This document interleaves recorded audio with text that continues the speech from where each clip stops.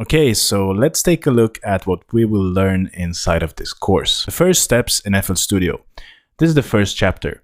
The first steps in FL Studio, a brief walkthrough of FL Studio. So what we will take a look at here is basically the interface, what FL Studio is all about. We'll take a look at the graphical interface as well.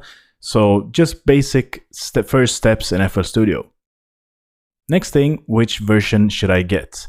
So here we'll take a look at the differences between the different versions to see what fits your needs.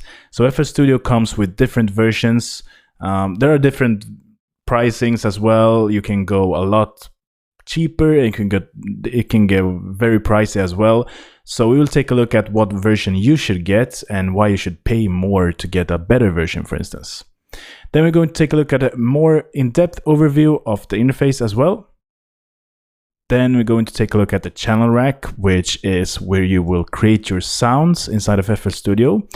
Then the mixer. So the mixer is very important to create volumes, to level things out, create EQs, compression, and other stuff like that. Then we're going to take a look at the playlist, which is basically where you arrange your track and where you create different sounds in time. Then we'll start a project. So we will set up a template that contains all of your different favorite settings, and then after that you just hit save on that project template and it will load up every time you want to create a new track. So instead of messing around with different settings and stuff when you create a new project, you just go into that creative state and you can just put up a piano, for instance, and you don't have to worry about different settings. You just set it up once and then we have a project template set up. Next thing we will go to looking at is going to be how to programming drums. So we'll program different drums and beats and stuff like that. And FL Studio works very nice when you want to create beats. Then we're going to take a look how to group tracks in the mixer.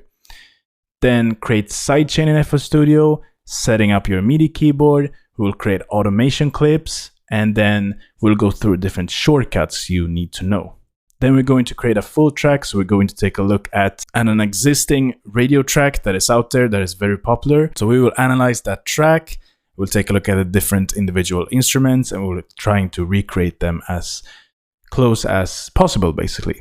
So we're not going to create a huge track here. We're not going to create a full project in this course because I only want to show you how it's possible to create a track very, very fast in FL Studio.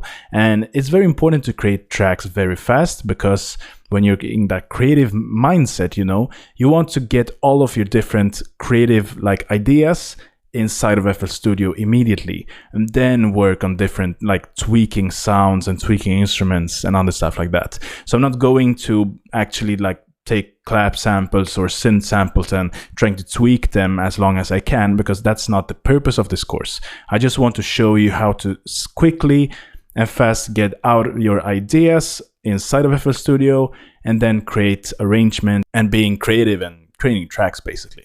So the next chapter is workflow tips. And here I'm going to show you how to create and handle backups in FL Studio.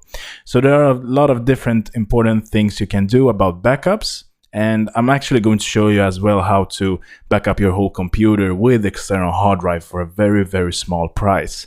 And this is very important to do because it will save you a lot when it comes to if FL Studio is going to crash, or let's say your computer is out of power or something like that. Then we're going to take a look at different workflow tips that every producer needs to know. So we're going to cover different things that I was searching a lot, over 10 years ago when I started with FL Studio, and there wasn't a lot of different clips on YouTube as nowadays.